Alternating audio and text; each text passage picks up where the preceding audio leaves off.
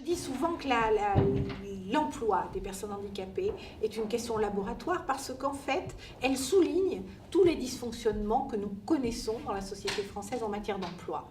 Une tendance à discriminer tout ce qui n'est pas standard, une tendance à mettre sur le bord du chemin, sur le bord de la route, tout ce qui est différent, avec pour conséquence d'abord un taux de chômage anormalement élevé, des emplois non pourvus, et puis surtout des comptes sociaux qui sont terriblement alourdis par ces politiques très discriminatoires. Il est absolument indispensable que les fonctions publiques d'État, fonctions publiques territoriales, fonctions publiques hospitalières, respectent l'obligation légale puisqu'elle s'applique aux entreprises publiques. On peut dire que dans les entreprises publiques, le maintien dans l'emploi est une culture beaucoup plus ancrée et que les entreprises publiques, c'est l'effet du statut des agents publics, sont moins exposés au risque de perte d'emploi si un handicap survient pendant la carrière. Mais la barrière à l'entrée reste extrêmement difficile, même si je veux le souligner ici, les entreprises publiques ont terriblement progressé et qu'aujourd'hui elles se situent quasiment au même niveau que les entreprises privées.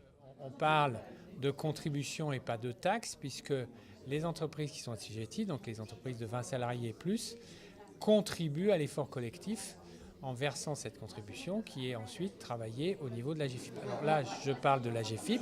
Il existe le même système au niveau du secteur public. Et là, le fonds, notre équivalent à GFIP, ça s'appelle le FIPH-FP. Quel est pour vous le plus gros problème, le point noir qu'il reste pour l'emploi des personnes handicapées aujourd'hui en 2013 ? Ça, c'est une question difficile. Je vais répondre à l'envers. Dans un premier temps, en disant que ce qu'il faut constater, c'est d'abord la bouteille à moitié pleine. C'est-à-dire que les entreprises, en règle générale, ont quand même beaucoup progressé, tant dans la façon dont elles appréhendent le sujet que des actions. On voit beaucoup moins de pure discrimination comme on pouvait voir encore il y a 15 ou 20 ans. Maintenant, il reste des difficultés, évidemment. Peut-être qu'on pourrait dire que la plus grosse difficulté reste le niveau de qualification des personnes handicapées, puisque si on prend des statistiques avec tout ce que la moyenne que représentent les statistiques, mais 85% des personnes handicapées qui recherchent un emploi ont un niveau 5 de l'éducation nationale, c'est-à-dire CAP et BEP. D'abord, il faut une information plus large vis-à-vis des parents. Il faut une information plus large aussi et un accompagnement plus large des établissements. Aujourd'hui, on s'aperçoit, et je le disais encore ce matin à la table ronde, que vraiment l'éducation nationale s'est principalement mis en marche à partir de la loi de 2005.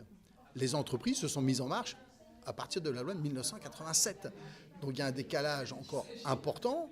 Et aujourd'hui, l'entreprise s'est adaptée à l'accueil, à la formation et au recrutement des personnes en situation de handicap, alors que l'éducation nationale n'en est pas encore à ce point-là.